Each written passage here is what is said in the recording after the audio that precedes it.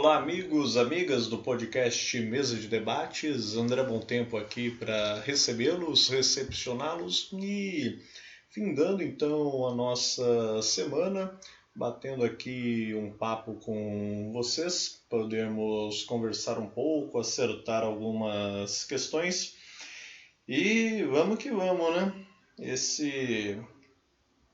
terror aí, como alguns escreveram, uma cena grotesca no último domingo, que os bolsonaristas, né, um grupo aí da extrema direita bolsonarista aí, e mesmo aqueles que estão até indignados, né, ou se dizem indignados com o ex-presidente Jair Messias Bolsonaro, porém que continuam na alçada, né, num ímpeto golpista, num ímpeto de não reconhecer o resultado das urnas, né, gostem ou não, tivemos aí um processo democrático, mas diversas fake news, diversas bolhas de informação entre esses tais grupos bolsonaristas vão procurar de todas as formas espalhar as mais diversas baboseiras fora de sentido para poder tentar argumentar, evidentemente, que na verdade teria sido vencedor o ex-presidente Bolsonaro no último pleito eleitoral aí de 2022, perdão. Mas, de qualquer forma, independente dessas questões que agora não vale a pena entrarmos no âmbito, o ponto é que tivemos aí esse levante um tanto quanto midiático por parte dessa extrema-direita, que não se enganem, é sim financiada por alguns grupos, né? Tem aí o pessoal que paga a conta da bagunça e que promoveu tudo aquilo que vimos nesta última semana e foi muito abordado não só aqui no próprio Mesa de Debates, mas também em outras mídias de esquerda e também a grande imprensa, a imprensa liberal de modo geral, também tem falado bastante, também tem comentado a respeito de toda essa situação. E dentro disso, a gente vê até algumas questões bastante complicadas aí, com relação a o povo, né, que tentou fazer as invasões, aliás, não só tentou como conseguiu, e como a própria polícia, né, entidades do Estado, entidades que deveriam ter feito por onde impedir isso, acabaram na prática fazendo uma verdadeira vista grossa, policiais que foram comprar água de coco enquanto os manifestantes promoviam o quebra-quebra como bem queriam, e toda a cena aí que a gente bem observou. E é claro, vão tentar promover tudo que é tipo de vídeo, tudo que é tipo de informação para alegar que não houve quebra-quebra ou que o quebra-quebra foi feito por supostos petistas infiltrados, ou que antes mesmo dos manifestantes chegarem já estavam algumas pessoas dentro dos próprios prédios, das próprias instituições, fazendo uma quebradeira, né, para poder simular que realmente o ataque foi pior, né? O protesto foi pior do que realmente se espalhou aí na imprensa, e fora aqueles que tentam até mesmo descolar a imagem, o que é um tanto quanto bizarro ao mesmo modo. A gente vê aqui, por exemplo, alguns grupos como um grupo chamado Direita Brasileira, que colocou aqui na sua chamada nota de esclarecimento dizendo: nós da direita brasileira não promovemos e não apoiamos nenhum ato de vandalismo. Se a direita não cuidasse do seu patrimônio, ela não estaria defendendo o seu país. Ó, que lindo, né? O que é interessante é que aí eu fico pensando, né? Agora imaginem se realmente eles não promovessem, né? Estão dizendo aqui que não apoiam ato de vandalismo e coisas do tipo. Agora imagina se apoiassem, né? E é um contrassenso tão grande que, inclusive, escutei de pessoas de direita ou pessoas que apoiam o atual governo, a priori, defendendo aquilo que estava acontecendo no domingo e depois, quando a coisa começou a tomar proporções negativas, uma imagem negativa e começaram inclusive a ver que não era apenas uma questão de manifestação, de protesto, mas inclusive começou a ser divulgadas e verificadas cenas um tanto quanto grotescas. As pessoas começaram então a querer fazer uma espécie de vista grossa ou fingir que não era com elas, ou aqueles que outrora até olharam com bons olhos o que aconteceu em Brasília neste domingo, tentaram depois vir com a famosa não é bem assim, isso foi fingido, isso foi ensaiado, foram petistas infiltrados, foi isso, foi aquilo, enfim, uma calhordice aí para, claro, né, tentar tirar o da reta, já que afinal de contas acabou sendo um verdadeiro tiro no pé aí para grande parte dessa extrema direita e que infelizmente ainda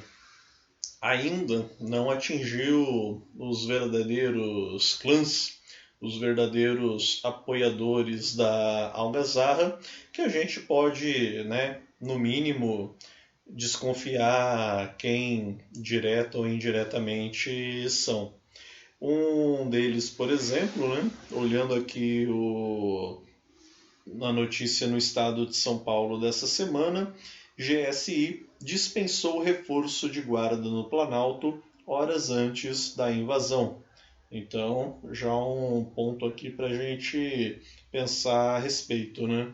Outras questões também levantadas é o fato do governador libanês, né, o governador afastado do Distrito Federal Ibanez Rocha, terem sido um dos responsáveis pelos atos golpistas de Brasília, que também fez ali uma vista grossa, né? Não acabou articulando, não acabou cumprindo com o papel que deveria enquanto governador, para também fazer por onde aí evitar a algazarra, né? Já outras figuras como o empresário Luciano Hang, que agora está pavoroso de medo porque teoricamente acredita que vai ter as contas cobradas, as dívidas com o governo não serão mais tão perdoadas e abonadas como foram durante o período Bolsonaro. Agora precisa, né, se aproximar do presidente Lula, fazer uma média. Evidentemente ele não vai rasgar elogios, mas precisa pelo menos dar uma roupagem democrática e dizer que é preciso reconhecer o atual governo e toda essa questão. Inclusive condenou os atos de vandalismo desta semana em Brasília e muitos já até o taxaram agora, fazendo aí diversas piadas pela internet, já que ele também é o famoso velho da Havan, por ser o dono, né, das lojas Havan, agora sendo chamado aí de velho da Havana, né? Havana, por acaso, capital de Cuba, e Cuba, como bem sabem, um país que algumas questões e divergências à parte, é um país que historicamente fez a sua revolução com uma base, né, com uma ideologia comunista, alçou a população, né, alçou aí a um projeto inicial de poder popular Infelizmente, sabemos aí dos resultados, das dificuldades, enfim, e claro, como o próprio stalinismo, né, como a influência da União Soviética e as chamadas burocracias da esquerda acabaram dando essa deturpada na própria revolução, né, ou naquilo que deveria ter se tornado a revolução em Cuba. Mas isso é assunto para um outro momento. De qualquer forma, podemos dizer aí de forma genérica que Cuba é um país que historicamente é tido como sendo socialista devido à revolução e os governos que estão desde então no país e, consequentemente, vem aí as ironias, né, e a verdadeira zoeira com o velho da Havan, agora chamado de velho da Havana por conta de ter dado uma relativa aproximada aí do governo Lula. Como já disse, o medo de ter que pagar as contas está batendo forte aí no homem. Falando em pagar as contas, né? Uma notícia que a princípio eu não falaria, mas acho que é importante a gente colocar aqui no noticiário, é os gastos com cartão corporativo que os presidentes nos últimos períodos tiveram, né? Pegando de Lula para cá, se a gente for considerar os presidentes eleitos da virada, né? Da virada não, perdão, já do século XXI para cá, ou seja, começando em Lula, nós temos aí Lula no seu primeiro mandato tendo feito um gasto com cartão corporativo de 59 milhões. Claro, são valores corrigidos, né, baseados na inflação. No segundo período, Lula, um gasto de 47,9 bilhões.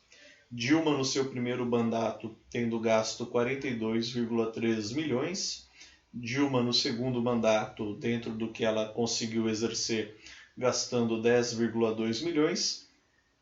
Temer, durante o período de 2016 a 2018, quando passou ao final, né, de 2018, quando passou a faixa para Bolsonaro, tendo gasto 15,3 milhões, e Bolsonaro, nos seus anos de 2019 até a data de 4 de dezembro de 2022, um cálculo aí de 32,6 milhões em gasto de cartão corporativo. Uma informação que eu julguei interessante trazer para o Notícias Comentadas, né? Para a gente ver um pouco aí da mamata de tudo que os políticos, né? Sejam eles da esquerda, da direita, da extrema direita, têm bem se aproveitado. Quando eu digo da esquerda, é claro que eu estou me referindo a essa esquerda que está no poder, a essa dita esquerda que está no poder, que é da base conciliadora, que faz o jogo do capitalismo, que faz o jogo da burguesia e que procura, infelizmente, e que tem infelizmente errado justamente em algumas políticas e na escolha de alguns ministros, como por exemplo o próprio ministro o próprio ministro da Defesa, que poderia também ter tido um papel um pouco mais enérgico e eficiente com relação a tudo que a gente já vem falando aí com relação a Brasília, e também outros ministérios, outras pastas aí, cujas escolhas de nome houve um excesso aí de ministros do União Brasil, um partido de oposição que foi basicamente de oposição a Lula, um partido construído na oposição a Lula, que juntou basicamente o Partido Social Liberal, esse mesmo que ajudou a eleger Bolsonaro presidente, junto com alguns adeptos do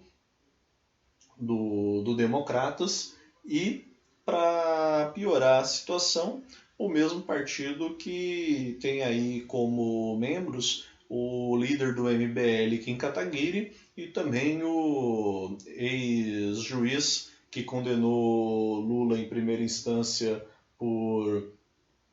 supostas questões de corrupção, o Sérgio Moro, atual senador pelo Paraná. E aí o Lula,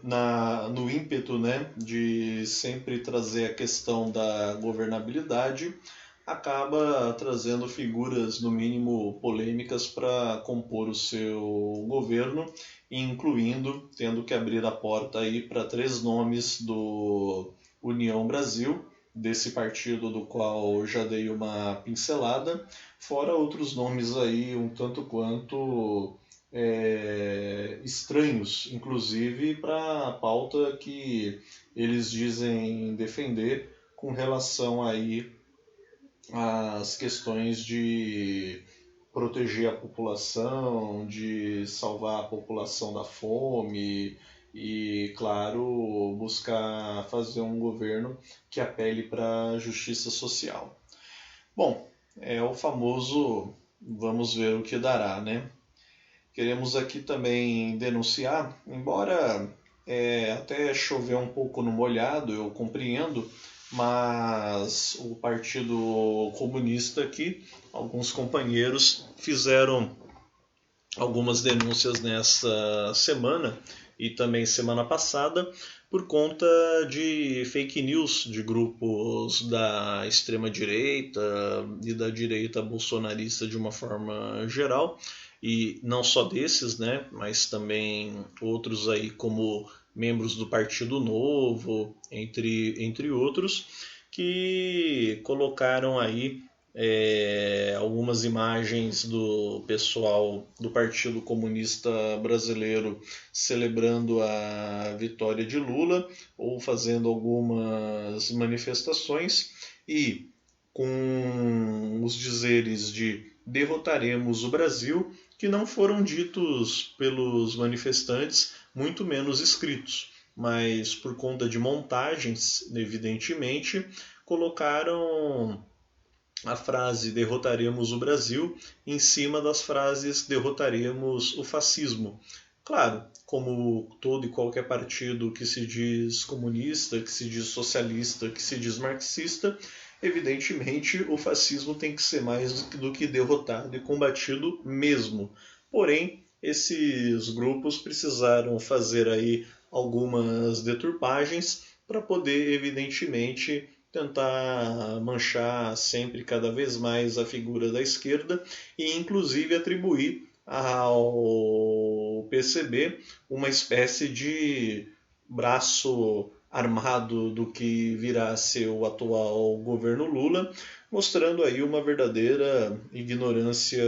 política por parte dessas pessoas, em que pese o PCB e vários outros partidos de esquerda terem apoiado a candidatura Lula no segundo mandato, é preciso saber dividir, né? É preciso saber verificar um pouco as posições e o papel de cada um, que aliás é o que a gente bem faz e pretende sempre fazer com as conversas, as entrevistas, os bate-papos aqui para poder esclarecer muita coisa no canal. Bom, minha gente, estou finalizando aqui nosso notícias comentadas. Acho que por hora sim nada de tão mais urgente para estarmos falando. Só queria agradecer sempre, né, a amizade, o carinho, o fato de vocês sempre estarem aqui conosco acompanhando o canal. E lembrando que 2023 vai ter muita coisa boa. Esperem aí por novidades. Esperem também pelas coisas que já existem, pelas coisas já antigas, mas que ainda estarão muito em voga, né, no canal, para poder dar uma chacoalhada nesse país chamado Brasil. E claro, dentro das nossas capacidades, né, não esquecer de olhar o resto do mundo, aquela velha frase batida para alguns, mas inspiradora para outros: proletários do mundo inteiro, univos. E finalizando, né, agora uns dois absurdos aqui que não poderiam ficar de fora, mas já deixa um pouco a gente pensando, né, sobre aquelas questões de quem vinha financiando tudo que a gente viu nas últimas semanas, e não só nas últimas semanas, mas já há um longo tempo, diga-se de passagem, né? Notícia aqui do portal UOL: alimentação. Parcela significativa nos gastos gerais do cartão corporativo somam 10,2 milhões, sendo 580 mil gastos em padarias, 406 mil em peixarias, 8.600 em sorveterias. Isso pegando aí uma base, né, uma parcela do que foi gasto com cartão corporativo, e mais dessas informações vocês encontram aí nos vários jornais. Pegando ainda nesse bojo, né, notícia aqui da Folha de São Paulo, informada na página do Guilherme Boulos, deputado federal Guilherme Boulos: Polícia Federal encontra na casa de ex-ministro minuta para Bolsonaro mudar o resultado da eleição. Documento foi recolhido durante busca e apreensão realizada na residência de Anderson Torres. Isso ainda vai dar muito pano para manga, isso ainda vai dar muito o que falar, e é claro, necessário fazermos todas as verificações, acompanharmos esses processos e, antes de tudo, lembrarmos que, apesar da chamada justiça, da Polícia Federal e toda a instituição do Estado democrático de direito estar trabalhando e tentando, como se diz, fazer a parte dela, nós não podemos confiar apenas nessas instituições burguesas antes de tudo, e muito menos em figuras como Alexandre de Moraes e o STF de uma forma geral. A princípio, confiar na luta dos trabalhadores, na luta da classe operária, da classe camponesa, na luta daqueles que são realmente explorados e vítimas desse sistema, pois um levante dos trabalhadores e trabalhadoras é o que realmente precisa rugir contra toda e qualquer traquinagem, toda e qualquer algazarra, toda e qualquer forma dessa extrema-direita tentar ter voz, tentar se levantar e tentar, evidentemente, mesmo que com alguma dificuldade, se colocar como uma alternativa, se colocar como uma forma viável de política e, pior ainda, até mesmo com uma tentativa de golpe ou de tentar corromper aquilo que já está estabelecido com relação, como dissemos aí no início, com toda a crítica e com todas as posições contrárias ao atual governo, porém reconhecendo aí o resultado das eleições e a vontade da maioria da classe trabalhadora. Já essa extrema-direita pretende apenas o caminho do golpe, pretende apenas o caminho de um autoritarismo e um militarismo que, diga-se de passagem, pouco tem mostrado se importar para ela, mas entendem que precisam atrapalhar de qualquer forma aquilo que estará estabelecido. E é claro que eles pretendem tudo isso pelo viés que a gente já conhece e por isso mesmo a importância de mantermos a independência do governo que está aí, mas da mesma forma estarmos sempre sendo críticos e atacando, mostrando a verdadeira face dessa extrema direita e evidentemente não devemos ficar refém nem dessa extrema-direita e muito menos do governo conciliatório.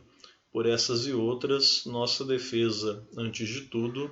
de um processo de luta da classe trabalhadora, de um processo de reerguer as lutas operárias, as lutas da população, do povo oprimido, para varrermos de vez o fascismo e os grupos fascistoides do Brasil e do mundo. Muito obrigado, uma boa noite e um ótimo final de semana.